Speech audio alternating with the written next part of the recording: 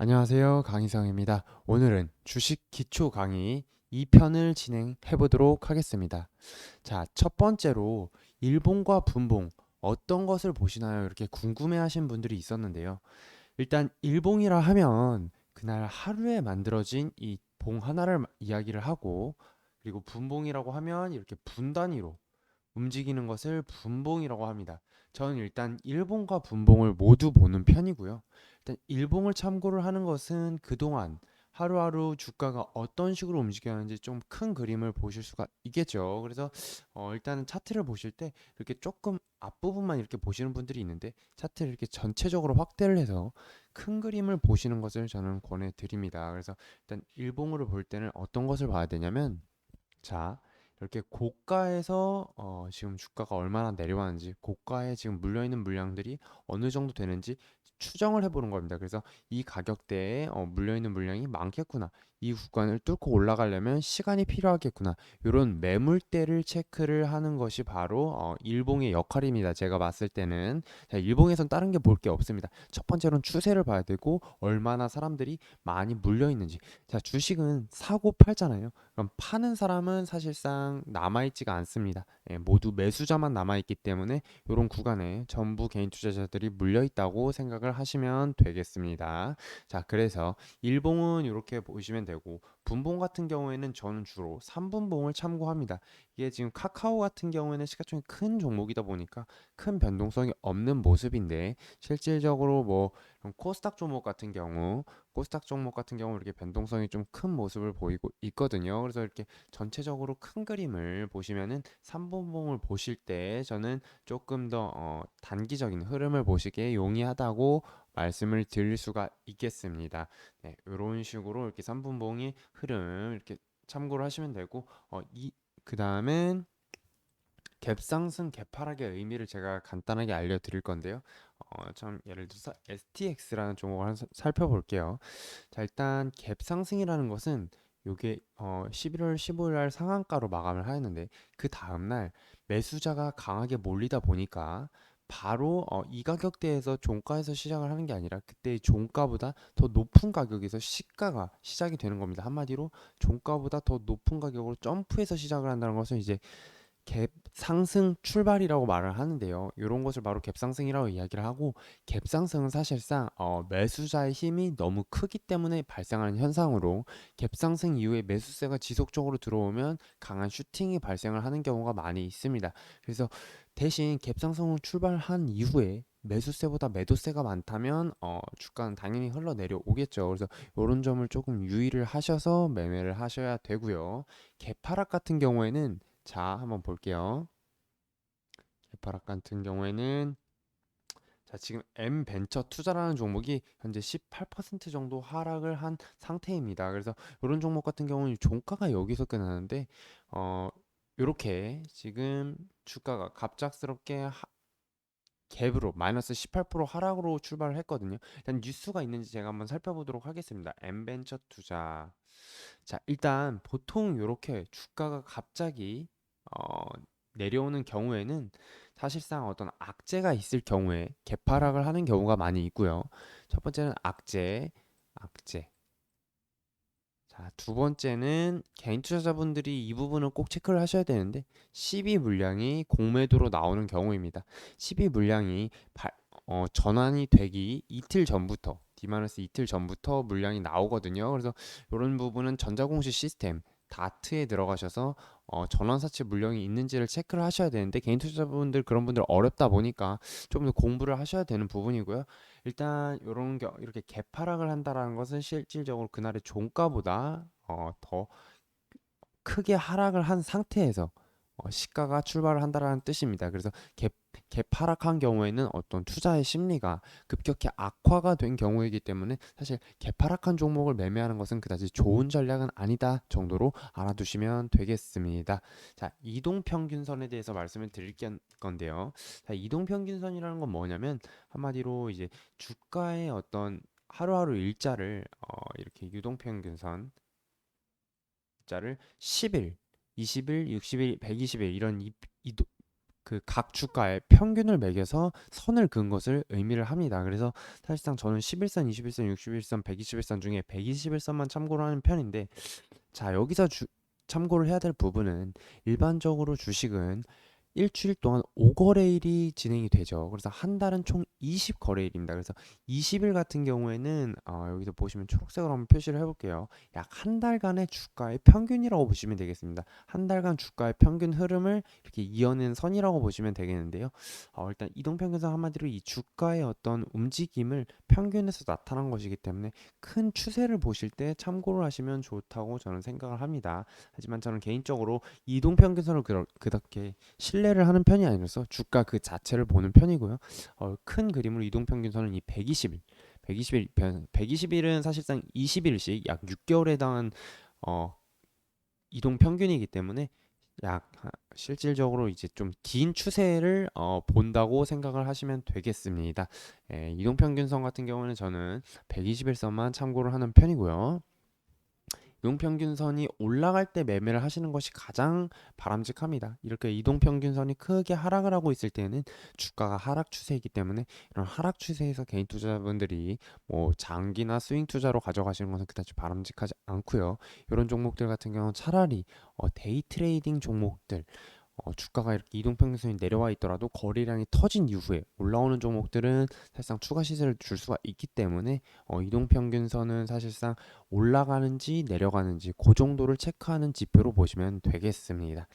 자, 그리고 거래량이 나왔는데요. 자, 거래량을 어떻게 해석해야 되나요?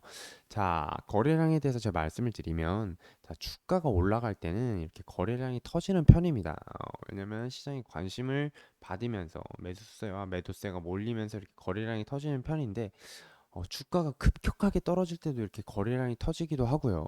아니면 바닥에서 어느 정도 상승 신호탄을 쏘아 올릴 때 이렇게 거래량이 터지는 편입니다. 그래서 주가가 이렇게 밀릴 때는 그냥 쳐다보지 않으시다가 이전에 좀 최근 거래량보다 뭐 한 5배에서 10배 정도의 거래량이 터졌을 때부터 좀 주목을 해보시면 되는데, 그때 바로 여기서 카카오 같은 경우는 11월 11일 날 한번 시세가 나와 주었죠.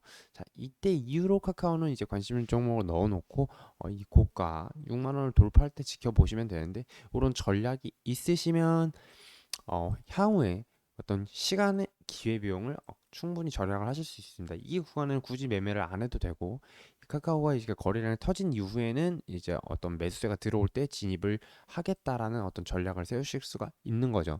예를 들어서 다른 종목 하나 보시면 나노엔텍이라는 종목인데, 거래량이 이렇게 좀 터지는 종목이죠. 그래서 실질적으로 이런 종목 같은 경우는 세력이 있다고 볼 수가 있겠고요. 사실상 최근에도 이렇게 거래량이 한번 터져 주었었는데, 이 거래량이 터진 이후에 한 번쯤 이렇게 시세를 주는 경우가 많이 있습니다. 그래서 오늘 같은 경우에도 전일 뭐 고가까지 16%까지 찍었다가 4.5%에서 마감을 했던 모습인데, 오늘 갭상승을 출발한 이후에 매수세가 몰리면서 시세를 주는 모습입니다. 그래서 실질적으로 이런 거래량을 참고를 하시면 어떤 시간이란 기회비용, 여기에서 여기 구간은 지금 현재 거래량이 없죠. 이런 구간에선 굳이 매매를 하실 필요가 없는 겁니다. 최근에 거래량이 터진 이후에 눌렸다가 올라오는 흐름, 이런 데서 여기서 이렇게 꺾이지 않고 올라왔다면 충분히 매매를 할 수가 있는 것이죠. 그래서 주가가 내려가고 있을 때는 굳이 매매를 하실 필요가 없다라는 점을 참고를 하시면 좋겠습니다. 자, 그리고 다섯 번째, 신고가와 신저가의 의미가 어떤 것이냐. 자, 여기서 신고가 여기 제가 표시를 해놨죠. 한번 검색해보면 신고가, 신저가를 이렇게 간편하게 보실 수가 있습니다. 이제 특이 종목이라는 화면에서 신고가, 신저가를 보실 수가 있는데, 일단 신고가, 최근 뭐 60일 신고가를 한번 볼까요? 신고가 어떤 종목들인지 한번 보겠습니다. 자, 일단은 한번 보면 여기서 뭐 하나손해보험 계속 올라가고 있죠. 보험 관련주들이 금리 인상에 어떤 수혜를 입나 이렇게 추정을 해보실 수가 있고, 제일파마홀딩스가 최근에 이렇게 시세를 주는구나, 이렇게 볼린저 상단 밴드를 뚫어준 이후에 눌렸다가 여기서 반등이 나오는 시점, 이런 시점 굉장히 좋은 자리거든요. 그래서 제일파마홀딩스가 이렇게 강한 상승 흐름을 보여주는 모습입니다. 이런 종목들 같은 경우는 굉장히 매매를 하기 좋은 종목이라고 참고를 하시면 되겠고요. 오리콤 같은 경우에도 계속 올라가고 있죠. 그래서 이렇게 종목들은 관심 종목에 항상 추가를 하시고 지켜보시면 기회가 많이 생기거든요. 그래서 그런 종목들을 좀 참고를 하시면 좋겠습니다. 예를 들어서 어떻게 하셔야 되냐면 저 관심 종목의 세 그룹 있잖아요. 이렇게 만드셔서 신고가 이렇게 눌러주시고 그래서 난 이 종목 신고가 가는 종목 지켜봐야겠다. 그럼 이렇게 테라사이언스 이런 식으로 추가를 해주셔서 주가가 좀 눌렸을 때 그 다음에 올라갈 때 좀 지켜보시는 겁니다. 그리고 또뭐 인터로조 같은 경우에도 최근에 조금씩 올라오는 모습이고요. IG 엔터테인먼트는 그동안 좀 눌렸다가 오늘 좀 시세를 줬다가 윗꼬리를 달은 모습이네요. 250일 한번 보겠습니다. 60일, 120일을 볼까요? 120일 신고가를 보면 토비스라는 종목도 지금 거래량이 살짝 터지면서 올라오고 있죠. 그래서 이런 종목도 신고가. 이 신고가 종목들은 매물이 많이 매물을 뚫고 올라온 경우이기 때문에 향후에 추가 시세를 줄 가능성이 높다라는 점을 좀 주목을 하시면 좋겠습니다. 아시겠죠?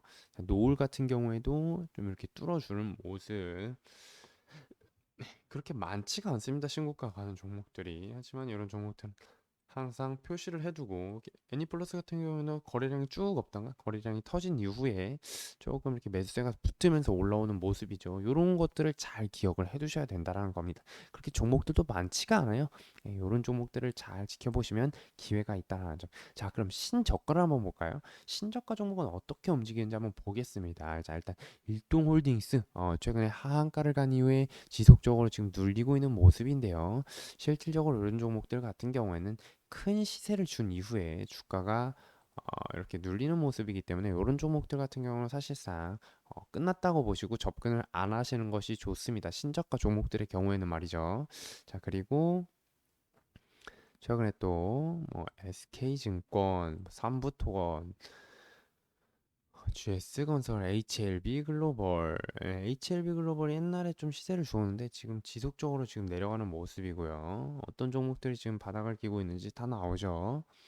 자, 그리고 뭐 리드코프 이런 종목들 같은 경우에도 힘을 굉장히 못 쓰고 있네요. 금리가 올라가면 어떻게 보면 수혜주라고 볼 수도 있는데 여기선 채권 추심을 하는 곳이기 때문에 부실 채권이 많아진다면 리스크로 작용을 할 수 있거든요.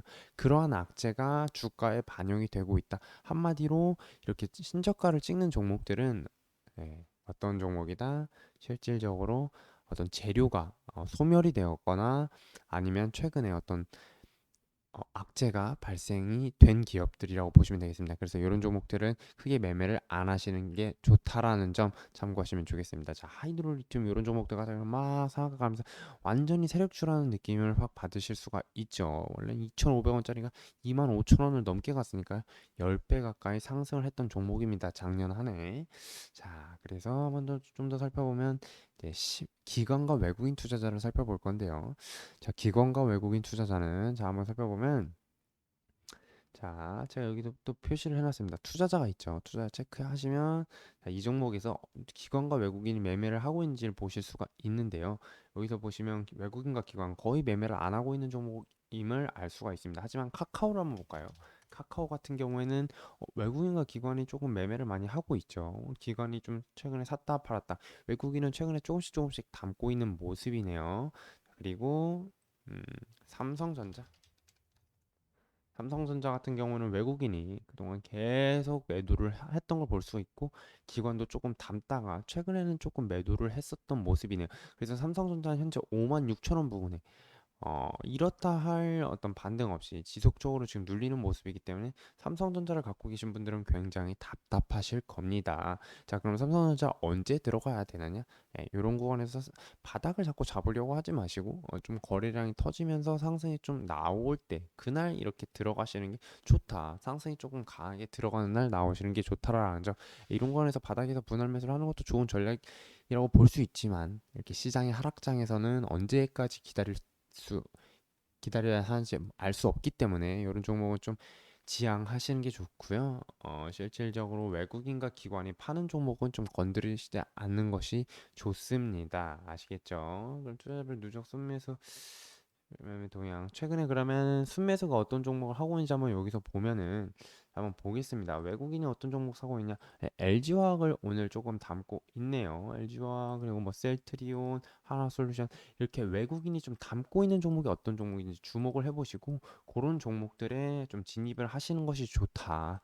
그 점을 좀 저는 좀 말씀을 드리고 싶습니다. 이 투자자별 매매 동향을 통해서 어떤 종목을 기관과 외국인들이 팔고 있고 어떤 종목을 사고 있는지, 자, 어떻게 추가를 해야 된다고요? 0795 이렇게 하시면, 자, 이렇게 보겠습니다. 툴바 설정에서 0795 이렇게 하시면 투자자별 매매 종목을 보실 수가 있거든요. 이렇게 하면 투자자 2 이런 식으로 해서 등록을 해두시면, 실질적으로 적용 이렇게 하시면 여기서 바로 클릭을 하실 수가 있는 거예요. 이렇게 하면 지금 어떤 종목을 지금 사고 팔고 있는지, 여기는 지금 순매도가 있죠. 순매도가 있는 종목은 좀 별로 건드리지 않는 것이 좋습니다. 넥슨 게임즈는 쭉 내려오는 모습이고요.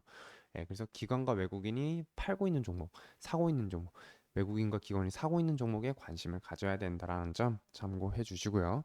자, 종목은 어떻게 찾아야 되나요? 자, 몇 가지로 나누어 말씀드릴 수가 있는데, 첫 번째 이제 신고가 종목에 좀 종목을 넣어 두시고 지켜보시는 방법도 있고, 외국인과 기관이 순매수를 하는 종목들, 방금 전에 둘 다 말씀을 드렸죠.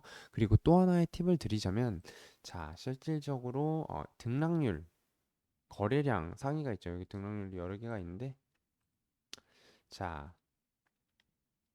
등락률 상위 종목 중에서 최근에 뭐 상한가를 기록을 한 종목들 같은 경우는 다음날 무조건 한 번씩 살펴보실 필요가 있고요. 일성건설 같은 경우는 지금 올라오는데, 최근에 좀 올라오고 있는 종목들을 관심 종목에 추가를 하셔서, 왜냐? 강한 종목일수록 그만큼 매수세가 몰리고 있다는 것이기 때문에 항상 강한 종목을 이렇게 관심 종목에 넣어두시고 지켜보실 필요가 있습니다. 그래서 제가 그 점을 좀 말씀을 드리고 싶고요.